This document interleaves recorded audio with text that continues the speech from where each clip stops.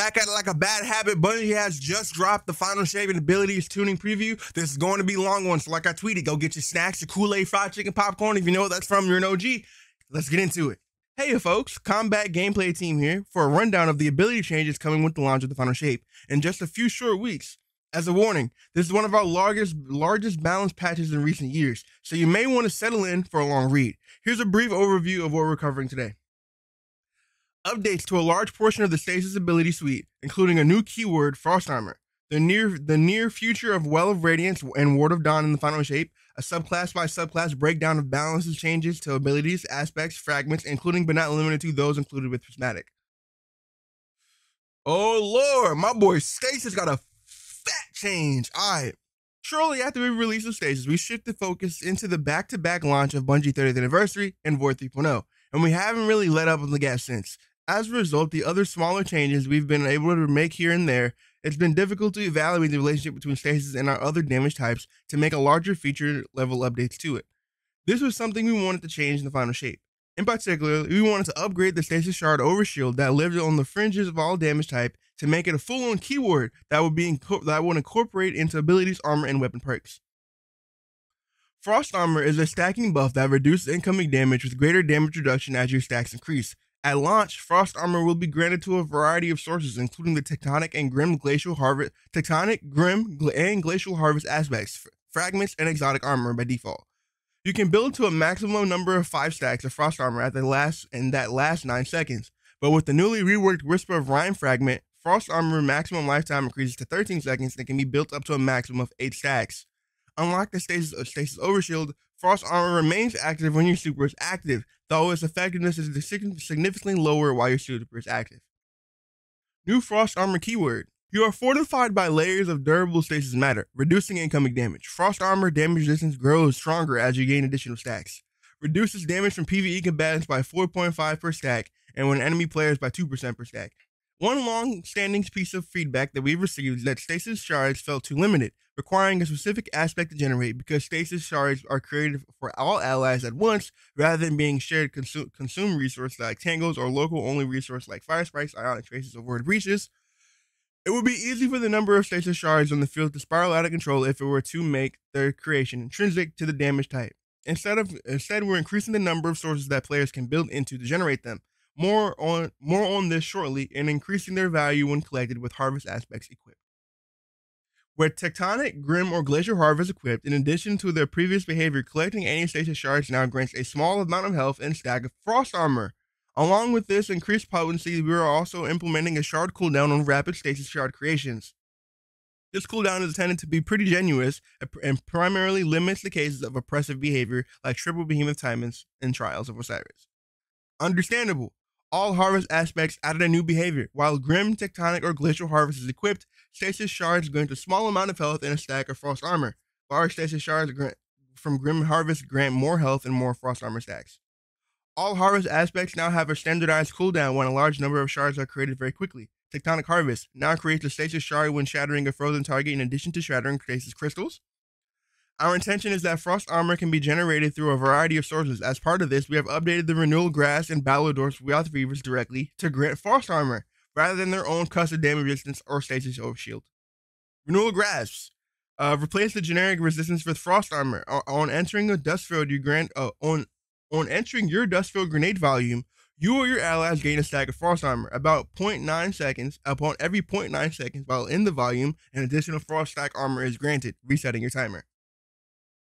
Alright, Ballador's Wrath Reavers. Replace Stasis Shard Overshield with a Frost Armor when you activate your Rift or use Winter's Wrath Shatter attack. To increase players' capabilities to generate Stasis Shards, we've created a brand new fragment that offers a straight hold method that can slot in with many types of builds. Whisper of Chill. Stasis Weapon Final Blows have a chance to create a Stasis Shard. Perfect. As part of this effort, we've also reworked the Whisper of Chains. This fragment has been a popular choice since its inception due to its ease of use and stat bonus. However, its gameplay benefit was frequently difficult to read and ran counter-core gameplay loops revolving around creating and destroying crystals. At the core, human compulsion to destroy every crystal you see. To make Whisper of Chains fully successful, it required cooperation from teammates in a way that successfully took success out of the user's hands. This resulted in such situations where by shattering a stasis crystal for damage, players can unknowingly reduce their other teammates' combat effectiveness. This introduced negative social friction that we want to remove outright. We've pivoted Whisper of Chains to instead focus on chaining creation of stasis shards on Frost Armor when paired with the Harvest aspect. Whisper of Chains no longer grants passive resistance when near crystals or frozen target. Now grants a chance to create a stasis shard when defeating a target while you have one or more Frost Armor. I don't know how I feel about that, Chiefy Chief. I don't know. I think I kind of like Whisper of Chains, especially on my stasis build. It gave me some DR. I understand that we're going to get DR from Frost Armor, but I don't run a Harvest mod. I do freaking glacial cryoclasm and the spear, the stasis spear that I can't remember right now. But I guess I might swap it out, the stasis spear, for a Harvest, which kind of sucks, but at least I can change stuff around. Let's see how it goes. Next on our list of Frost Armor fragment reworks is Whisper of Fractures, with stasis shards granting melee energy as base behavior, relying on a difficult-to-read passive melee regeneration. Energy regeneration bonus felt like a place we could reduce and overlap and build in support for a new keyword. Finally, we've created one more brand new stasis fragment. Whisper of Reversal is a close combat tool for our Frost Armor users, adding a chance for an additional crowd control if you're willing to take the risk. Whisper of Reversal, while you have Frost Armor active, dealing and receiving physical melee, i.e. not projectile melee, damage slows your victim or attacker. Okay. I gotta see how this works. Now let's talk Shatter. While we want the focus of Stasis to be primarily high-value crowd control abilities, in the current sandbox, shattering a frozen target doesn't always result in the payout that other damage types are able to deliver with their capstone keywords. Especially in high-difficulty activities, misjudging your ability to capitalize on a freeze can lead to dire consequences. To help address this, we're bumping the base shatter damage versus PvE combatants from 200 to 400. Note, this does not affect the stasis crystal detonations. By simultaneously, we're fixing an issue where boss combatants receive double damage and auto shattering, so we don't quadruple the shatter damage. Okay, I'm glad they did this in only PvE. We would have went right back to Shatter Dive meta. Stasis Shatter. Increase the PvE shatter damage from 200 to 400. Fix an issue where bosses auto shattering were being hit by 2 instances of shatter damage. Fix an issue where players in active super will show immune damage flyouts when automatically breaking out of stasis freeze. Okay, that's our general stasis update. In addition to these changes, we made a number of updates to the subclass specific stasis abilities. Let's go through them class by class. Warlock. Up front, we believe that Shape Binders are largely in a good shape across all game modes. That's surprising. Relative to our other stasis subclasses. Therefore, we've limited our focus here. We've added a small boost to the Ice Flare Bolt's ability to lock down the room over the course of combat encounter before going on cooldown. Ice Flare Bolts increase the number of secrets created before going on cooldown to 5 to 7 seconds. Ooh, I wonder how this is going to be affecting PvP. Considering, probably, from the way it sounds like it's not going to do anything, but we shall see. Hunter, let's talk Revenant. The Winters, oh yes, Stasis Hunter has not been that good. Let's see how this goes. Let's talk Revenant. With Winter's Shroud included in the Prismatic Hunter kit, we knew we needed to increase the viability in high difficulty content. We're getting up close and personal gets much riskier. We also wanted to provide a smoother gameplay loop between Winter's Shroud and other Revenant abilities. We've updated Winter's Shroud to provide a moderate boost to class ability generation when you slow a target from any source and added... Ooh! We've updated Winter's Shroud to provide a moderate boost to class ability generation when you slow a target from any source, and added a brief window of damage reduction from PvE combatants when activated. Ooh! Okay, so if you guys who don't know, Winter's Shroud, I believe, is whenever you dodge, you freeze everybody in the area. This is beautiful! Ooh, okay. Added a new behavior, slowing targets briefly increases your class ability regeneration rate. Bonus is reduced in PvP game modes. Now grants PvE damage reduction when activated. Touch of Winter has been widely used in our Touch of Winter has been widely used by our Stasis Hunter players since its introduction in Season of the Splicer, primarily when paired with the Dustfield Grenades for high uptime zone denial or Glacial Grenade for Shadow Dive combos. The latter has struggled in PvE content in recent seasons of the sandbox has matured, so we're making a targeted change to increase the PvE potency without returning to the era of the Crucible, where you had to fear for rounding any corner into a barrage of ice. Understandable. In addition, Touch of Winter's Cold Snap Grenade upgrade has been widely underused since their inception, so we're implementing a larger rework on its functionality. Touch of Winter Glacier Grenade adds an additional stasis crystal to the ring formation, increasing the total amount from 6 to 7. Oh yeah! Glacier Grenade rings now form over 20.27 seconds rather than instantly. Cold Snap Grenade no longer change an additional time with Touch of Winter equipped. Instead, Seekers now duplicate when they freeze a target. Second and third Seeker chains now create a medium or large stasis crystal, respectively, rather than an average chain creating a smaller crystal. I mean, I guess you could use this with what's it called? That one that gives you incredibly fast grenade recharge speed. I can't remember off the top of my head. While Silence and Squall are still ineffective at locking down rooms full of enemies, we've done a small touch-up on its ability to roam the battlefield and how quickly it converts from a slow to freeze on PvE combatants. We think it will increase its viability to target rich environments. Silence and Squall. Increase Squall maximum travel speed by 10%. Squall storms now slow down when any target are within the area of effect to reduce instances where it could overshoot its target. Increase the damage of slow tick rate versus PvE combatants by about 40%, bringing its freeze time to approximately 0.8 seconds to 0.5 seconds. So it's now 0.5 seconds instead of 0.8. Great. Behemoth, yes sir! It's called Diamond Lance. That's what the spirit's called. I finally remembered. Okay. For our Behemoth players, we're making several quality of life improvements. We're making Shiver Strike and Glacial Quake more reliable, improving its ease of use of Diamond Lance to fit us into the cadence of combat of the Prismatic Titan. For our Behemoth players, we're making several quality of life improvements. We're making Shiver Strike and Glacial Quake more reliable, improving the ease of use of Diamond Lance to fit into the cadence of combat on Prismatic Titan, and tweaking Cloud to be a bit more intuitive. Shiver Strike is a melee ability with a higher barrier to entry than most of our roster. And while this is intended at a high level, there is instances where it can be misread that the player's intent and fail to find a target as a result. To help mitigate this, we're increasing this ability to find and lunge towards targets in its now larger search area and increasing its damage versus PvE combatants. These changes are also affecting the Glacial Quake light attack. Okay, so this will be part of the super as well. In addition, Glacial Quake will now auto-sprint when the player starts moving forward, so no more awkwardly bashing your face into a crystal so you're meaning to shatter after performing a heavy slam. Thank you! Nice.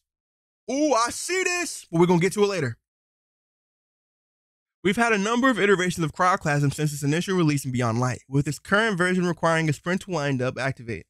While this solved the Behemoth mobility balance issue at the time, it's resulted in a state where it can be easy to mistime your slide just before Cryoclasm is ready to activate. To address this, we're returning the middle ground between Cryoclasm original release and now, removing the sprint requirement but implementing a cooldown after a single extended slide. Remove the sprint time requirement. Cryoclasm now goes on cooldown for 4 seconds after one extended slide. For Diamond Lance, we're making a couple quality of life changes to help make it easier to pick up on the battlefield and are generally improving its ease of use by increasing the size of thrown projectile detonation versus all targets and a slam attack versus PvE combatants. So this one affects PvP too. It's just a throw attack, not the slam. Increase thrown Diamond Lance detonation radius from 3.5 to 5 meters. Increase Diamond Lance slam detonation radius from 0.675 meters to 8 meters versus PvE combatants. Diamond Lance now shatters stasis crystals on direct impact. Perfect. Reduce the Diamond Lance pickup interaction to 0.2 seconds was to 0.1 seconds, matching Strand Tangles. Great. So you can pick them up a bit faster. Increase Diamond Lance pickup interaction radius from 0.7 meters to 3 meters, matching Strand Tangles. All right. Well of Radiance and Ward of Dawn.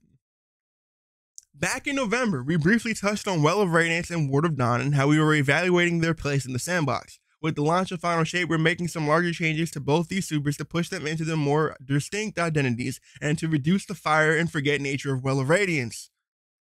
Well of Radiance core fantasy has always been supercharged healing and powering Rift combo, over offering a rally point for your team during moment of focus. In its current form, its healing and damage resistance offer effective invulnerability, in which it removes any defensive option from consideration on top of providing a sizable boost to your fire team's offensive output. We've chosen to push the Well of Radiance further towards that offensive capability by allowing its radiance to persist for a short duration after players leave the well. No! While also pulling back on its defensive output, both damage and resistance and healing rate by a significant margin. The reason I'm saying no for this, well, these mods are going to go away, but if the mods that allow you to like make your teammates radiant along with doing all that with Golden Gun, that's the reason why you see hunters step out of Well of Radiances before they pop Golden Gun, because the radiance from Golden Gun that you get applies to Golden Gun. If you pop Golden Gun inside of the well, you won't get the damage bonus. So if this lingers a bit longer, I have to wait a bit longer to pop my Golden Gun. But that's if this mod comes back, so we shall see. Well of Radiance now grants Radiant for 8 seconds when players exit the Well of Radiance area. Reduce the player's survivability while standing in the Well of Radiance aura. Reduce healing per second from 100 health to 50 health points, matching Restoration 2. Increased heal on cast from 40 to 300 health points. Reduce the damage resistance versus non-boss combatants from 40% to 20%. Reduce the damage resistance versus boss combatants from 40% to 10%. Note, damage resistance versus enemy players is unchanged. Increase the maximum overpower from defeating targets while inside your well from 4 to 5. Oh, that's a fat nerf. That is a fat nerf. That's a fat nerf. Ooh. Ward of Dawn, on the other hand, is meant to be a highly defensible safe haven for you and your team. In practice, our combat encounters don't have a lot of opportunities for this type of gameplay to shine. So we're making a change to allow Ward of Dawn to provide a defensive capability while fighting around the dome, not just in it. We're also reworking Armor of Light to make your current health state while in the dome with Ward of Dawn more understandable. We're pushing the Ward of Dawn away from its current offensive capability unless you're specifically built into it. What defensive capability does Ward of Dawn have? Unless you bubbling on point. Armor of Light. Remove the Armor of Light overshield. Ward of Dawn now immediately applies a full void overshield to the caster and allies that enter the dome. Oh, Armor of Light now instead grants additional damage resistance to players inside of Ward of Dawn for 30% versus enemy players and 60% versus enemy combatants. Effective health of players inside of the Ward of the Dawn remains roughly the same as it was before versus PvE combatants. The effective health of players inside of Ward of Dawn is significantly lower than it was before for other players in PvP, and others cannot be further increased by stacking Bastion barricades inside the Ward of Dawn to gain an additional overshield layers. Allies near the Ward of Dawn dome now have a void overshield triggered on over time, similar to the volume behind Bastion barricade. No longer provides Weapon of Light by default. This behavior has been moved to the benefits of Helm of Saint 14. The Ward of Dawn caster can now generate additional auras by preventing enemies with melee attacks, by defeating enemies with melee attacks in or near the Ward of Dawn dome. Oh, God. No. Wait a minute. They didn't say anything about buffing Ward of Dawn's damage. So does this mean weapons of light? Does this mean that the Weapons of Light bonus damage is still lower than Well of Radiance? If so, yeah, Bubble is cooked. It's probably still going to be really strong in PvP for bubbling on the point. Additionally, we've seen that supers above and the burst damage supers in the same tier have increasingly dominated the Crucible landscape. Never mind, I spoke too soon. Due to the uptime. While we do want to maintain some textures across the match when supers become available, the delta is currently a bit too high, and especially in 3v3 grand modes. To reduce this a bit, we're making the change to all supers in the final shape. While different types of supers will have different passive recharge times, all supers will now use the same damage-based rechargers. Okay, this means that no matter what your super you have equipped, dealing a specific amount of damage to a specific enemy type will result in the same amount of super energy gained, whereas previously that value could vary by about 30%. This effectively increases the real-world uptime of our roaming supers in the slowest recharge tier and reduces the uptime of our fastest recharging burst supers. Okay, I spoke too soon. We'll see how this works. Arc subclass. All right, we're starting with Hunter. In general, Arc Starter was found to a solid niche in mid-level PvE content, but struggles to execute in gameplay loop at our highest tier of challenge. With the new super and aspect on the way, we're not making any large changes to this kit with the release, but we plan to evaluate how it's feeling with the full package as we go. For now, we focus on adding a keyword And adding a keyword utility to Arc Staff and increasing the uptime of Disorienting Blow, making it a stronger choice in comparison to Combination Blow. We're also increasing players' ability to survive when using Tempest Strike, which now grants a short duration of PvE damage resistance. Oh, okay, Arc Staff, heavy arc palm attacks and heavy air slam blind enemies. Disorienting Blow decreased the cooldown from 100 seconds to 90 seconds. Still, no one's gonna use that. Let's see how it works though. Tempest Strike added additional damage resistance versus PvE combatants when activated, lingering for a short duration after the attack. Warlock, we've made a corresponding change to Stormcaller's Lightning Surge in the same vein, with more survivability when you aggressively teleport into a group of enemies. We've also increased the proximity detonation value we call arming shape of ball lightning, fixing an issue where the projectile would pass above target that could damage but fail to detonate. Lightning Surge added an additional damage resistance versus PvE combatants when activated, lingering for a short duration after attack. Ball Lightning increased the final arming shape by 30%. Fixed an issue where the arming shape of was offset upward higher than the maximum damage range of a projectile's detonation. Chain Lightning has been a staple of Stormcaller's identity since its inception as an upgrade to the Thunderstrike melee in the original Destiny. With the introduction of Jolt and Season the Plunder and its propagation across the sandbox, however, it started to feel a bit left behind. We're increasing the damage dealt by its chains by 100% to help increase the effectiveness against crowds of enemies to make it feel a worthier option in comparison to Warlock's many ranged melees. Chain Lightning increases the secondary chain projectile base damage from 27 to 54. Alright, let's hear about Titan. Good lord, we got a lot to talk about. We're not even halfway through. Like with Tempest Strike for Hunters and Lightning Surge for Warlocks, we're implementing the same extra damage resistance for PvE combatants versus PvE combatants during the Thunderclap windup to help Titans stand their ground during a full charge. However, because Thunderclap does not allow Titans to move until the strike is finished, we're increasing both minimum and maximum damage output to help offset the trade-off in mobility against PvE combatants. We're also increasing the maximum damage versus output versus players to ensure that they fully charged Thunderclap overcome player damage resistance and overshields. Okay, so you can kill more often with overshields, since overshields is still going to be a thing in PvP. Thunderclap added an additional damage resistance versus PvE combatants when activated, lingering for a short duration after the attack, increased minimum damage versus PvE combatants by 20%, increasing maximum damage versus PvE combatants by 33%, and increasing maximum damage versus enemy players by 14%. It's been difficult for us to find a solid place for the knockout aspect across game modes. In part, this is due to the harsh difference in value of unstunning passive health generation in different combat environments. Knockout's passive health regeneration is very quick at max recovery, but can be interrupted. Generally, in PvP encounters, players are dramatically less likely to take chip damage after resolution of engagement, and resulting in more health recovery than we think is comfortable. By contrast, with the increased number of enemies and PvE combatants, Knockout's passive healing can feel ineffectual because there are many more resources of incoming damage at a given moment. To help address this, we're reworking the way Knockout's healing works altogether. Rather than unstunning passive regeneration, defeating enemies with the melee attacks now grants you a chunk of health in a very short window, 0.1 seconds. And that chunk of health increases based on the type of target you defeated. We're also increasing the bonus damage granted to powered melee attacks versus PvE combatants while Knockout is active. Knockout. Increased bonus damage granted to powered melee attack versus PvE combatants by 25%. From 25% to 50%. Good lord. No longer unstuns health regeneration on melee defeats. Now instantly grants a chunk of health that scales the type of target defeated. Player 30 points. Minor combatant 50 points. So minor combatants give 50 health points. Major combatants give 70. And champion plus combatant plus 100 health points. Okay.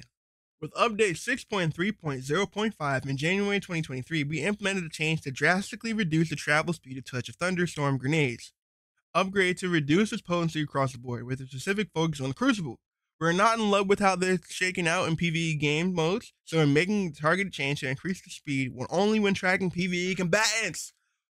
This will help it better roam across the encounter space to catch multiple targets. Thank heavens! Increase tracking travel speed when targeting PvE combatants by 0.5 and 1 meter per second. By between 0.5 and 1 meter per second, increasing with Storm's lifetime. Keeping with Touch of Thunder, its lightning grenade upgrade is currently a bit too spicy. So making a change, we're making a change here to curb the amount of immediate burst damage it can deal, especially outside of its actual effective detonation range. Following this change, Lightning Grenade will apply a jolt immediately after initial damage occurs, preventing the jolt from zapping and chain lightning instantly creation. Oh, that sucks. Now apply jolts after the first damage events rather than prior. Arc grenades. Storm Grenade is also getting a bit of a boost outside of Touch of Thunder variant. We're increasing the base version's damage versus PvE bans by 20%. Skip Grenade now getting a 15% damage boost to its PvE damage, and we're also increasing the Arc Bolt's grenade damage versus PvE bans by 50%. Give it a shot on Prismatic Hunter and let us know how you're feeling. Storm Grenade increased the PvE damage by 20%. Increased Touch of Thunder variance change is Touch of Thunder damage is unchanged. Skip Grenade increased damage PvE combatants by 15%. Arc Bolt Grenades increased the damage versus PvE bans by 15%. Arc Fragments, wrapping it up on Arc. We're making some quality of life changes to our Arc Fragment suite. Sparking of Recharge is one of the few sources of direct ability generation outside of Ionic Traces in the Arc subclass kit. We feel it's currently too difficult to make use of.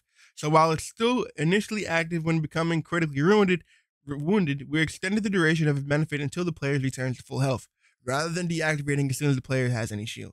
Spark of Beacons has always been relatively popular, as a spike in usage with the release of Indebted Kindness.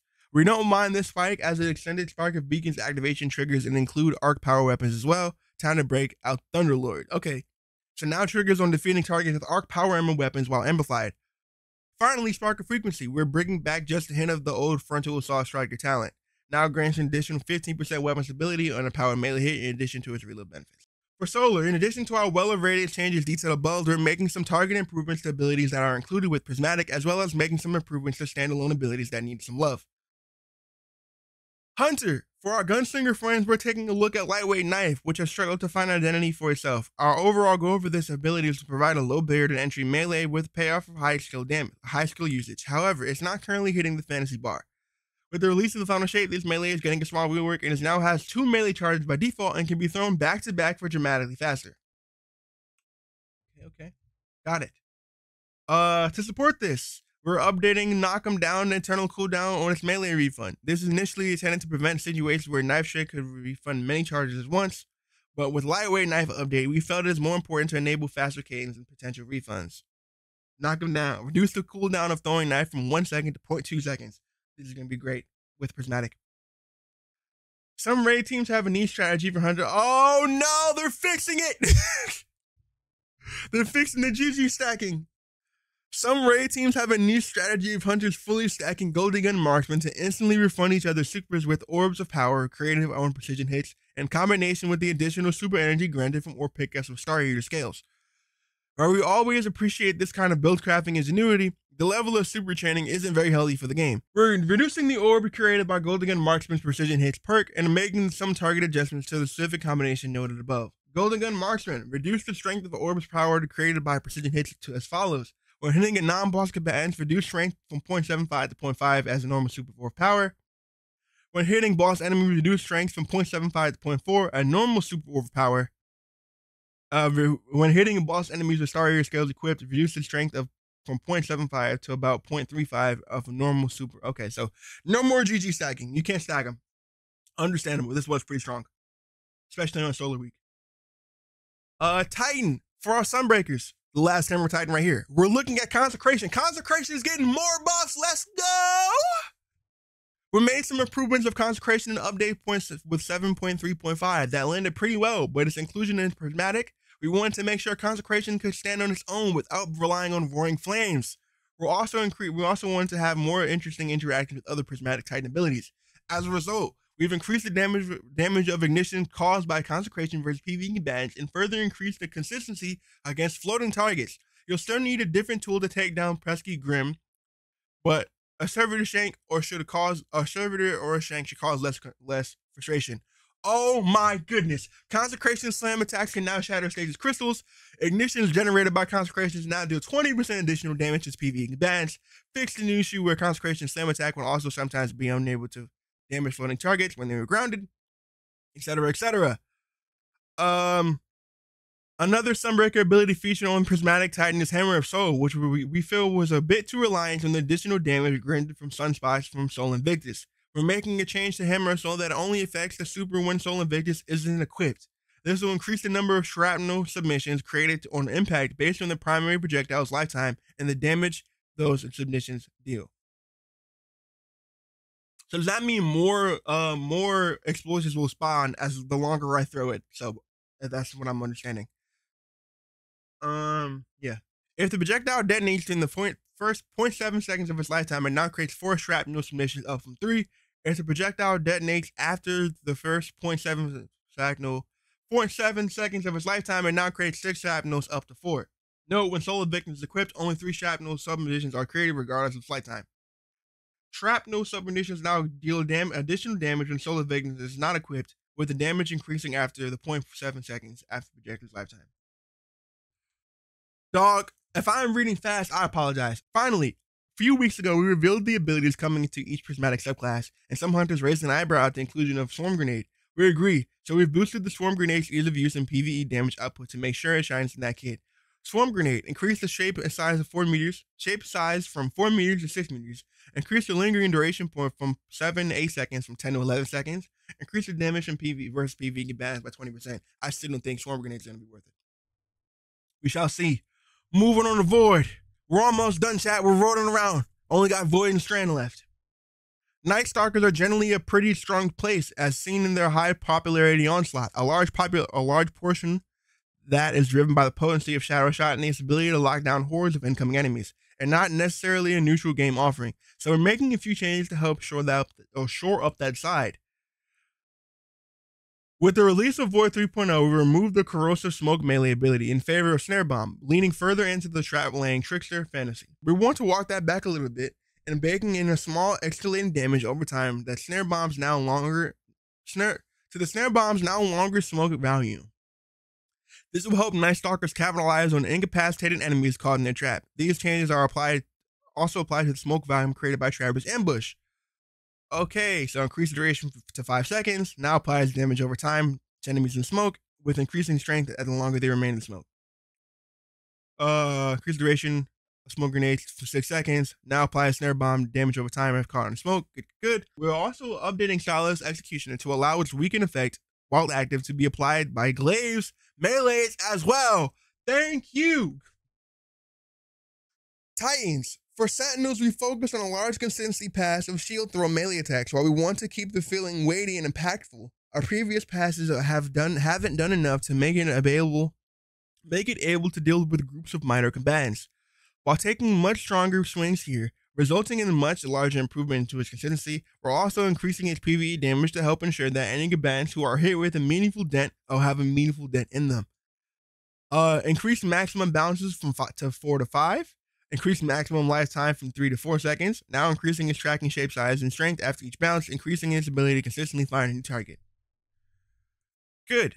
We're making a small change to offensive bulwark. This is partially a preventative fix to stop players from getting into a bad timer state, similar to the Ember of Empyrean issues resolved earlier this season. So we're making a quality of life change to offset it. Offensive bulwark can now only extend Void Overshield's timer to its normal maximum duration to prevent an issue where players could get into a bad timer state. Now regenerate a small portion of your Void Overshield with each melee defeat. Warlock. Finally, our Void Walkers are getting a number of improvements, starting with Chaos Accelerant. Its overcharged magnetic grenade was fallen by its weight size since its overcharged magnetic grenade has fallen by the wayside since its inception as handheld supernova with Forsaken. Since the handheld supernova was Forsaken. To help remedy this, we're increasing its damage output and knockback capability as well as its uptime. Chaos Accelerant, charged magnetic grenade. Increase maximum intensity of physics and knockbacks impulse by 10%. Increase damage versus PvE combatants by 20%. Now passively decreases your magnetic grenade cooldown by 10% while Chaos Accelerant is equipped. For the first minute of your experience with Prismatic, Pocket Singularity will be able to equip and use. A piece of feedback we've heard for a while is that Pocket Singularity struggles in high-level PvE content. And we agree. While we want its overall primary fantasy to remain displacement and knockback, we're giving a sizable damage increase versus PvE combatants. Can you also increase the range? That'd be great. Increase the damage by about 50% versus PvE combatants. Finally, we're taking a look at Nova Bomb to improve its overall damage output without the need of super boosting exotics. For Cataclysm Nova Bomb, we're increasing the maximum secondary seekers count to making it more consistent, and Vortex Nova Bomb, we're increasing the lifetime of its lingering damage over time value. God, if you want to read that, feel free to pause. Strand subclasses. Last up is Strand, which has remained a popular pick since its introduction last year in Lightfall. Our focus for Strand was this balance pass is to primarily to bring in outliers at both top and very bottom and the ends of the spectrum. Rather than the larger reworks we've seen with other damage types, as we evaluate how these changes are feeling and how the Strand abilities include with Prismatic are playing, we'll be taking another look in the future. Threat of warning. Before we get into individual subclasses, the first outlier we'd like to address is the threat of warning fragment. While we appreciate the defensive value it provides by granting over mail, it is currently too potent. It overshadows the role of Berserker into the fray of being the best source of weapon mail for your fire team. Reduce the duration of overpower pickup reduce the overmail duration on overpower pickup from 10 seconds to 5 seconds. It's still going to be really useful, but understandable. Thread runners and Staring Slam has remained popular through the Strand's life and has seen a small bump in PvE popularity following the increase to uptime post-update from 7.3.5. However, it is currently too powerful against other players with detonation radius that is very difficult for victims to understand. So we're reducing the overall area effect versus players. Well, I got to read this one specifically. Detonation volume versus enemy players is now a cylinder within 6.5 meter radius. In Snaring Slam, detonation volume versus enemy players is now a cylinder within 6.5 meters rather than a sphere within 8 meters. This results in fewer instances of victims currently attempting to counterplay by jumping but being caught in the Snaring Slam detonation high up in the air. Similarly, Threaded Spike is a little too potent against enemy players, with very forgiving tracking and high damage for its ease of use, so we're making a small reduction in its damage versus players. We're also changing the catch mechanic so that catching your Threaded Spike manually no longer breaks invisibility. We wanted to prevent this from happening on Prismatic, Hunter in combination with Style Executioner. Reduce the damage from 79 to 70. For Brood Weavers, our focus for this update is Weaver's Call. One major piece of feedback is that throttling uptime for Brood Weavers doesn't match up with the fantasy. With Rift cooldowns time being relatively long to match its combat utility of heal or damage increase, Weaver's Call could feel a bit too spiky in its output. We agree with that feedback and are updating Weaver's Call to allow it to generate perched threadlings throughout normal gameplay, namely by defeating targets with any source of strand damage. This is perfect. This is beautiful. I can replace the Into the Weave ability with this. From now on, this is beautiful. This is an amazing change. Defeating a target with a strand damage now has a chance to generate a perched threadling with a higher chance of generation from defeating powerful targets. This can be done from any source, including other threadlings. Grapple tangles and melee. Before we get into Berserker, let's take a pit stop and talk about grapple tangles and grapple melee. When we initially built Grapple Tangle as part of Widowsook aspect, we intended for it to be used primarily as a travel tool, allowing hunters to give their fire team a fast grapple path through combat spaces. However, that intention was quickly subverted, and we now see grapple targets primarily used to fuel an infinite number of high-output grapple melees, particularly on Berserker. We want to keep some degree of freedom in how grapple targets are used, but we don't believe that using a single attack back-to-back like this is particularly interesting for healthy for gameplay. So we're taking a few steps to address this. First, grapple tangles no longer fully refresh the duration when the player uses them. Instead, they have a flat number of seconds added to the timer, and that added timer decreases with each successive grapple to that same grapple tangle. No longer fully refreshes the duration to grapple 2, now increases the duration by a maximum of 5 seconds per grapple, reducing to a maximum of 1 second added after 5 consecutive grapples at the same grapple tangle. Additionally, grapple melee will no longer be able to Additionally, oh goodness, I see it now. Additionally, grapple melee will no longer be able to be used after firing your weapon. This primarily intended to reduce the number of difficult to understand grapple melee deaths in the Crucible. Right. Where players can grapple towards you, fire a single handgun shot, then follow up with a grapple to very fast cleanup. But also reduce the number of melee damage stacking sources which can spiral out of control very quickly. This is easily achievable with grapple melees by removing the 1-2 punch from the equation. God, Jakar is gonna be mad. Titans, looking back to Berserker, while we're happy with how the fantasy has landed, there are a few balanced outliers we want to address to make sure that it's not dramatically out of band with other subclasses. Our changes are relatively small and targeted to our specific issues. and targeted at specific issues, and our goal is that the overall fantasy gameplay style of the subclass remains intact throughout. Into the Fray offers a high degree of survivability and melee ability uptime. We're generally okay with survivability as it's critical to the fantasy of the subclass, but in combination with the accelerating passive generation of Frenzy Blade as charges accumulate, the melee ability generation provided is slightly too high, so we're bringing it down a bit. Into the Fray, reduce melee generation scalar from 4.4x to 3x in PvE activities, unchanged in PvE activities. Destroying a tangle or casting your super grants Wolfen Mail to nearby allies while you have Wolfen Mail, melee regeneration rate is increased. Oh, okay, that explains it.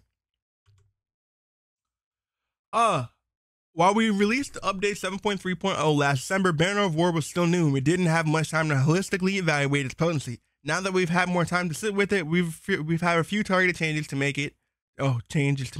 Having a relatively easy upkeep bonus fits well with the Berserker playstyle, but its lengthy duration results in too little time pressure to fit high action per minute gameplay loot, so reducing maximum timer length by 20%. Above that, we mentioned that melee damage stacking can quickly spiral out of control, and Banner of War is a good example of the result. When paired with something like a newly reworked Warm God Crest or even the evergreen stable Syntheseps, Banner of War's relatively modest melee damage boost becomes very large force multiplier for melee damage boost granted from these exotics. That isn't very healthy long term. We still want Banner of War to provide some value to players when using these exotics as their natural pairing, but we're implementing diminishing returns when these effects are active. Okay, reduce the maximum timer at 24%. Melee, glaive, melee, and super damage reduced. Damage bonus now have diminishing returns when Syntheseps as follows. Melee damage is increased from 0.4 to 0.15%. Glaive melee damage is reduced from 0.25 to 0.125. Super damage bonus decreased from 0.4 to 0.12. Melee and glaive bonus damage have diminishing turns from Warm God Crest as well. And you can read that as I'll pause to read. Finally, for Frenzy Blade, we have identified an issue where melee lunge target point was being offset too far forward in an actual lunge target, resulting in some odd behavior when using Frenzy Blade at very close ranges. Reduce the time towards the offset target. Reduce the forward offset for melee lunge target from 0.4 to 0.18 meters. Conclusion. Well, that's everything we have for now. We're extremely excited to see how the next era of Destiny 2 Sandbox unfolds after the launch of the final shape, and we will be closely monitoring the impact of these changes as well. As always, keep feedback coming, and we'll see you next time. Good Lord, this is a thick 12. I'm at 15 minutes recording. Overall, these are some great changes. The change to Strand Titan, very understandable. We knew this shit was coming. Warlocks. Are you happy that Well got nerfed to where you won't be forced to be on Well, or do you still feel like you're probably still going to be forced on Well? Let me know in the comments below if you guys made it all the way to the end of this video. Comment Underwear Crew or Ghost You the Goat. Anyway, comment something so I can understand that you made it to the end of this video. Have a good one. Thank you so much for watching all the way through. And remember, stay spooky. Peace.